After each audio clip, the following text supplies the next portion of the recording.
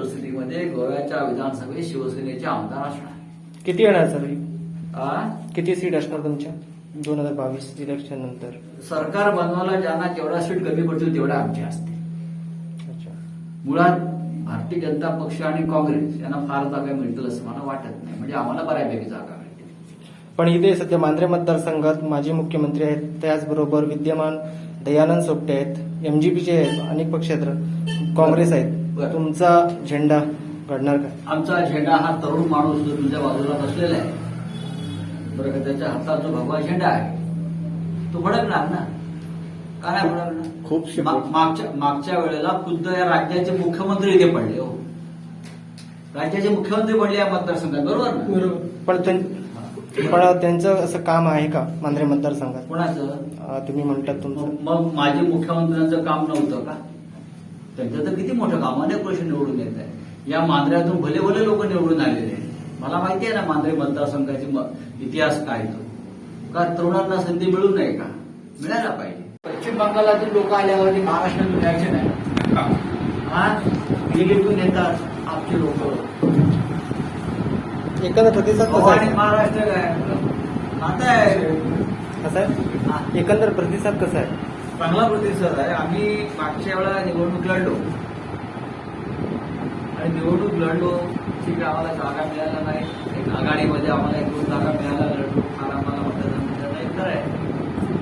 पण आम्ही थांबलो नाही. राज्यप्रमुख मंत्री नितेश कामत हे संपूर्ण राज्यामध्ये शिवसेनेचं काम करत प्रसार करत राहिले. प्रत्येक ठिकाणी नवीन कार्यकर्ते आम्हाला मिळाले.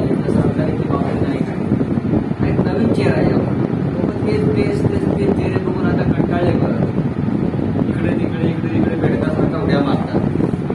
आता एकदम फ्रेश चेहरे, शिवसेना नेहमी नवीन चेहरे देत असतात. आणि ह्या वेळेला आम्ही ठरवलंय की युती आघाडी आघाडीत न पडता शिवसेना म्हणून आम्ही चढवलंय. आवाज चढवू ना.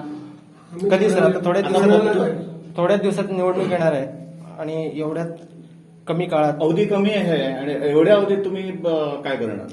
तुम्हाला कोणी म्हटलं की आम्ही फक्त निवडणुकीसाठी इथे आलोय म्हणून? बरं आहे. इथे फक्त निवडणुकीसाठी गोव्यात आम्ही कधीच येत नाही.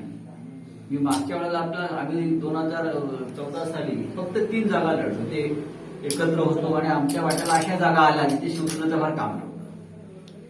तेव्हापासून आम्ही काम करतो तिकडे. त्याच्यामुळे या वेळेला आम्हाला नक्की यश मिळेल. आजपर्यंत कधीच तुम्हाला एवढं भरघोस असं काहीच मिळालं नाही? कोणाला मिळालं भरघोस यश? काहीच म्हणजे या राज्यामध्ये कोणाला भरघोस यश मिळालं मला तुम्ही सांगा. इव्हन मागच्या वेळेला भारतीय जनता पक्षाला ते भरघोस यश मिळालं होतं का?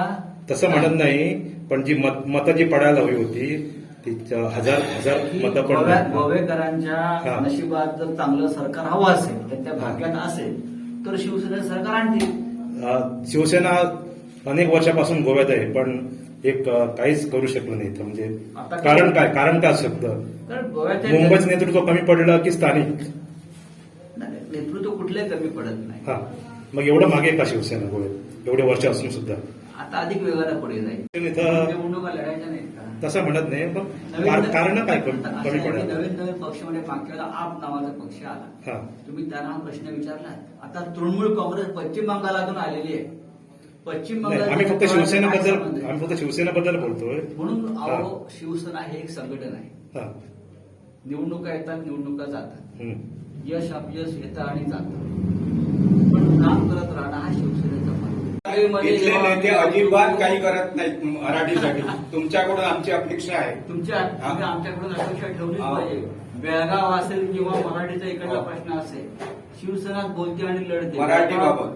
हो, मराठीबाबत कायम. हो, पण गोव्यात तसं होत नाही. कोणत्याही स्थानिक नेतृत्व अजिबात मराठीसाठी लढत नाही. लढतील ना. आमचे तुम्ही तसं त्यांना प्रवृत्त करायला पाहिजे. करणार. हा. जेव्हा आमचे 2-4 आमदार निवडून येतील विधानसभेत, हा. तेव्हा तुम्हाला विधानसभेत मराठीचा आवाज घुमलेला दिसेल.